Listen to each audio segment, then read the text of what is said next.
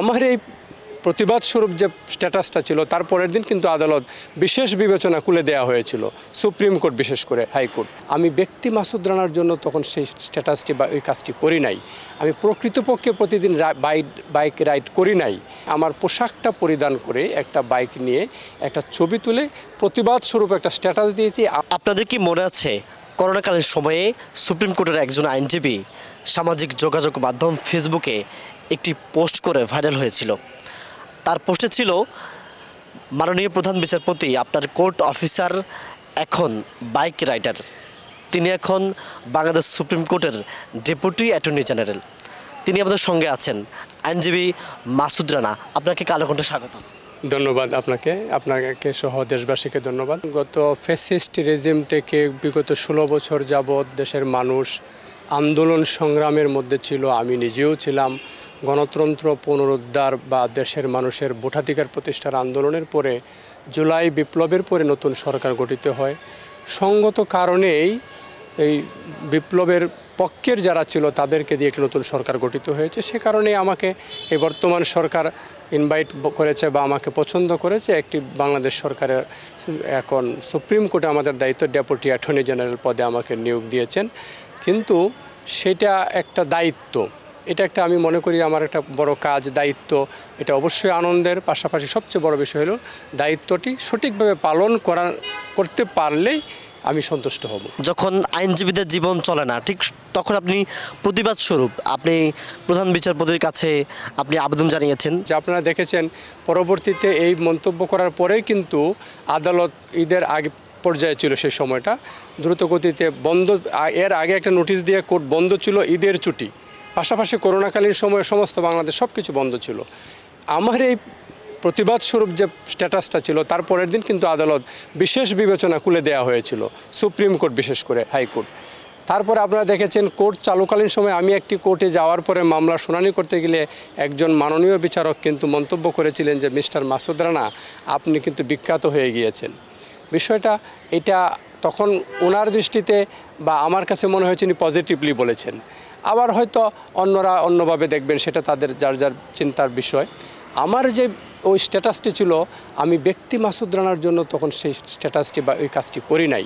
আমি প্রকৃতপক্ষে প্রতিদিন বাইক রাইড করি নাই। কিন্তু আমি আমার পোশাকটা পরিধান করে একটা বাইক নিয়ে একটা ছবি তুলে প্রতিবাদ স্বরূপ একটা স্ট্যাটাস দিয়েছি। আমার মনের কথাটা 50,000 আইনজীবীদের তৎকালীন করোনাকালীন সময়ের যে মানবিক সময় পার করছিল ওইটাকে আমি ফিল করেছিলাম। কারণ আমি জানি আইনজীবীদের সরকারি কোনো বেতন ভাতা নেই। তাছাড়া আইনজীবীরা প্রত্যেকের বিভাগীয় শহর, জেলা শহরের নিচে কোনো কোর্ট কাছারি নেই। বিশেষ করে ঢাকায় 30,000-এর উপর আইনজীবী বসবাস করেন, বাসা ভাড়া নিয়ে থাকেন। ওই সময়টা প্রায় 2 বছর আমাদের জানেন করোনাকালীন সময় ছিল। এই ডিজাস্টারের সময় আইনজীবীদের তো দৈনন্দিন জীবনযাপন করা, বাসা ভাড়া দেওয়া অসুবিধা হয়ে পড়ছিল, যেটা আমি ফিল করেছিলাম। বিশেষ করে জজ কোর্টের আইনজীবীরা বা হাইকোর্টের আইনজীবীরা অনেক। সেই কারণেই আমি একটি প্রতিবাদ স্বরূপ দিয়েছিলাম যে যেন কোর্ট যে কোনো একটি বিবেচনামূলকভাবে কোর্ট যে কোনো পরিস্থিতিতে কোর্ট যেন চালু রাখে। পাশাপাশি তৎকালীন সময় আমার হাতে অনেক মামলা ছিল। কোনো আসামি যদি গ্রেপ্তার হয়ে যাচ্ছে কিন্তু সে কোনো বিচার পাচ্ছে না। এমনও দেখা যাচ্ছে জামিনযোগ্য অপরাধে যিনি, অথবা ছোটো মামলা যে বিষয়টা আদালতে উপস্থাপন করলেই জামিন পাওয়া যায়, অনেক মামলা আছে। কিন্তু গ্রেপ্তার হয়ে গেলে আদালত যদি না বসে সে তো সেই রিলিফটা পাচ্ছে না। এরকম মামলা আমার কাছেও ছিল। আর আমরা জনগণকে, বিচার প্রার্থীদের বোঝাতে পারছিলাম না যে ভাই কেন জামিনটা পাচ্ছি না। এই বিশেষ কারণে আমি প্রতিবাদ স্বরূপে একটা পোস্ট দিয়েছিলাম। এখানে লেখা ছিল কোর্ট খুলে দেওয়ার জন্য, লেখা ছিল আপনার কোর্ট অফিসার, অর্থাৎ প্রধান বিচারপতি হচ্ছেন আমাদের চিফ অথরিটি। সেই কারণে সেটা ছিল আমার প্রতিবাদ স্বরূপ। আমি সেই প্রতিবাদ করে সারা দেশের আইনজীবীরা আমাকে ব্যাপক প্রশংসা করেছে। দেশের বাহির থেকে আমাকে যারা কর্মহীন ছিল, অন্যান্য পেশার লোকজন আমাকে প্রশংসা করেছে, আমাকে তারা ইন্সপায়ার করেছে। পাশাপাশি কিছু কিছু লোক তো অন্যরকম চিন্তা করতে পারে, সেটা আমি তেমনভাবে নেই না, সব কিছু স্বাভাবিকভাবে নেই। আপনারা জানেন আমি ব্যক্তিগতভাবে অনেক মামলা করেছি, অনেক হাজার হাজার মামলা আমি করেছি। এইটা আইনজীবী হিসাবে একজন আমি, আপনারা জানেন বেগম খালেদা জিয়া, তারেক রহমান, আরাফাত রহমান কুকু, বিডিআর হত্যা মামলা, 21শে আগস্ট মামলা সহ 10 ট্রাক মামলা, চট্টগ্রামে গিয়েও মামলা করেছি। এরকম অনেক মামলা আমি করেছি। কারণ বাংলাদেশের অন্যতম ফৌজদারি বিশেষজ্ঞ আইন খন্দকার মাহবুব হোসেন স্যারের সঙ্গে আমি দীর্ঘ 14 বছর যাবৎ থেকেছি। সুতরাং আইন পেশাটাকে যেমন আমি ভালোবেসে নিয়েছি, আইন পেশাটাকে যেমন আমি ওন করি, পাশাপাশি আমার আইনজীবী বন্ধুদেরকেও আমি ওন করি। আপনার জীবনের সবচেয়ে আলোচিত বা আপনার মনে দাগ কাটা কোনো একটি মামলার বিষয়ে বলবেন। বেগম খালেদা জিয়ার বিরুদ্ধে 2টি মামলা ছিল, জিয়া অরফানেজ ট্রাস্ট এবং চ্যারিটেবল ট্রাস্টি মামলা দুটি। এই মামলা দুটা আমি পুরোটাই পড়েছি। এই মামলাটা বেগম খালেদা জিয়ার বিরুদ্ধে সাজা দেওয়ার মতো কোনো কিছুই ছিল না। এই মামলার মধ্যে শুধুমাত্র রাজনৈতিক উদ্দেশ্যমূলকভাবে সাজা দিয়েছে। বলছে কুয়েত থেকে জিয়াউর রহমানের এক শুভাকাঙ্ক্ষী 2 কোটি টাকা পাঠালেন তার নামে, এটা স্মৃতি ধরে রাখার জন্য। ওই স্মৃতি ধরে রাখার জন্য বাংলাদেশে একটা কমিটি হইল, কমিটির সদস্য আছে, একটা ট্রাস্ট হইল। ওই ট্রাস্টের মধ্যে বেগম খালেদা জিয়া এই ট্রাস্ট হ্যান্ডেল করতেন না, তিনি এক্স অফিসিও হিসেবে ছিলেন।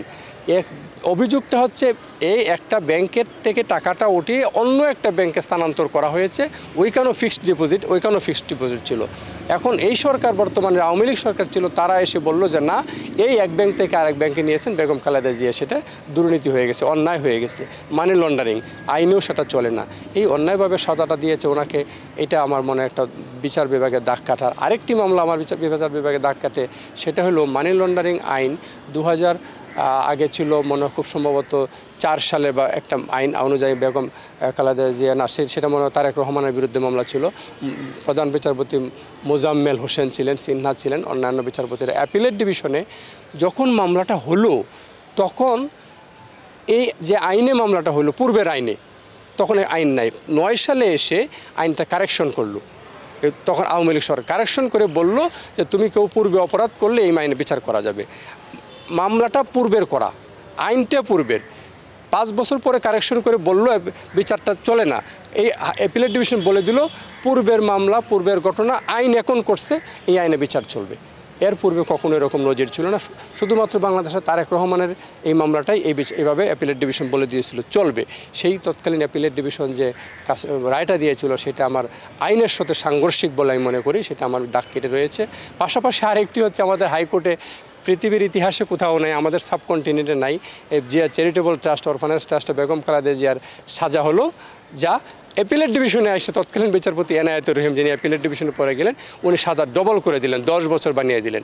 বাংলাদেশের ইতিহাসে আমার আইন পেশা 18 বছর, কখনও পাইনি কোনো সাজার রায় বেড়ে গিয়েছে। শুধু আমি পরে এটা রিসার্চ করে দেখলাম, পৃথিবীতে কোথাও হয় নাই, এশিয়াতে কোথাও হয় নাই, ইন্ডিয়াতে কোথাও হয় নাই যে একটা মামলার সাজা দিল নিম্ন আদালত যা উচ্চ আদালত এসে কমে যায়, উনি এসে ডবল করে দিলেন। এই 3টা ঘটনা আমাকে বিচার, এবং 3টা রাজনৈতিক মামলা, এবং রাজনৈতিকভাবে যে বিচার বিভাগ এতটা নিচে নেমে যায়, বিচার বিভাগ যে এতটা একটা রাজনৈতিক দলের পক্ষ হয়ে কাজ করে, এটা আমি আমার পড়াশোনার জীবনে দেখি নাই। আইন পেশা এই 3টা অন্যান্য মামলাগুলো দেখি নাই। আমার সারা জীবন এগুলো দাগ কেটে থাকবে। অ্যাটর্নি জেনারেল অফিসে আমি একজন ডেপুটি অ্যাটর্নি জেনারেল। আমাদের কাজটা হচ্ছে রাষ্ট্রপক্ষের যত মামলা থাকবে রাষ্ট্রকে সার্ভ করা, সরকারকে নয়, রাষ্ট্রের পক্ষে কাজ করব। রাষ্ট্রের যেখানে আইনগত প্রয়োজন হবে, আইন সাপোর্ট দেওয়া, তাদের রাষ্ট্রের পক্ষে যে মামলাগুলো সেগুলো আমরা করব, সেটা আমি করছি। সেখানে সাধারণ মানুষের মামলা থাকে, মানুষ যাতে ন্যায় বিচার পায়। সাধারণত আপনারা দেখেন, একটা খুন হইলো বা একটা ডাকাতি হইলো, রাহাজানি হইলো, এই মামলাগুলো সাধারণত রাষ্ট্রবাদী হয়ে, পুলিশবাদী হয়ে করে, বা একজন ব্যক্তিও বাদী হয়ে করতে পারে। পরবর্তীতে বিচারটা রাষ্ট্রেই তার পক্ষে করে দিবে, ওই ব্যক্তির কোনো খরচ প্রয়োজন হবে না।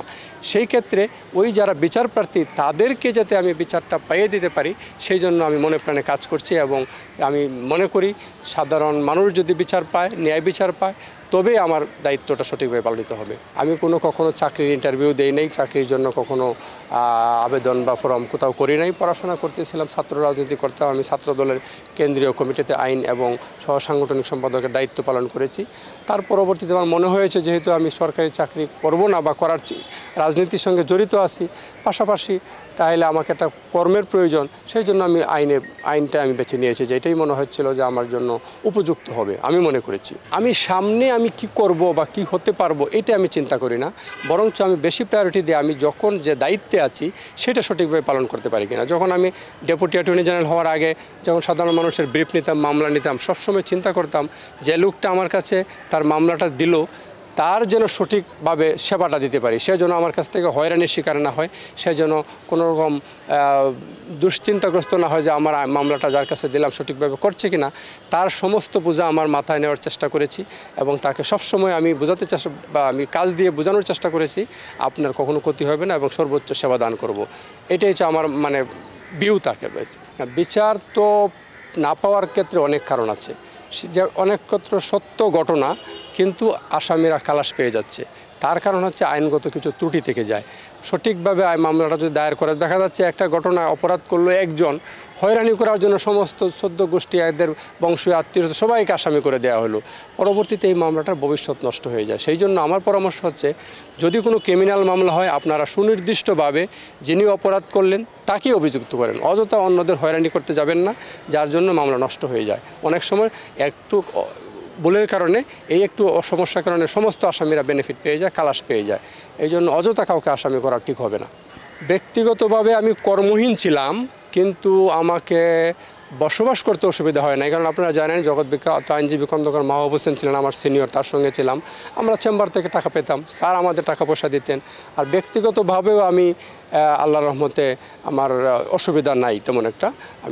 আমি ছাত্র জীবন থেকেই ঢাকায় বাসা নিয়ে, আমি বিয়ে করার পরেই ওয়াইফ নিয়ে বাসা নিয়ে আছি, আইনজীবী হওয়ার আগে থেকেই, সেই ক্ষেত্রে অসুবিধা নাই। কিন্তু আমি ফিল করেছি আমার আইনজীবী সমাজের অবস্থা এবং বিচার প্রার্থী মানুষের কথা। এই যে সবাই আপনাকে ভালোবাসলো, ভালোবাসা দিল, তাদের উদ্দেশ্যে কি বলবেন? যারা আমাকে ভালোবাসছে, দেশের বাহির থেকে খোঁজ নিয়েছে, আমার পক্ষে অনেকে ফেসবুকে স্ট্যাটাস দিয়েছে, তাদের কাছে আমি চিরঋণী। তাদের ভালোবাসা কখনো শেষ করার নয়, তাদের প্রতি দোয়া রইল। তাদের যদি আমি কখনো কোনো রকম সেবা বা সুবিধা বা তাদের প্রতি কৃতজ্ঞতা স্বরূপ কোনো আমি করতে পারি, তাদের জন্য পাই, তাহলে অবশ্যই প্রত্যেকের জন্য আমি আমার সাধ্যমতো কাজ করব। আর যারা ভালোভাবে নেয় নাই তাদের প্রতি ভালোবাসা রইল, কারণ প্রত্যেকের তো একরকম চিন্তা হবে না। আমি মনে করি যদি কেউ আমাকে সমালোচনা করে আমি চিন্তা করি অবশ্যই সেটাও রাইটলি করেছেন, তিনি যেভাবে সমালোচনা যে চিন্তা করেছেন সেটাও আমার ভালোর জন্য করেছেন। আমি মনে করি যে সমালোচকও আমার বন্ধু।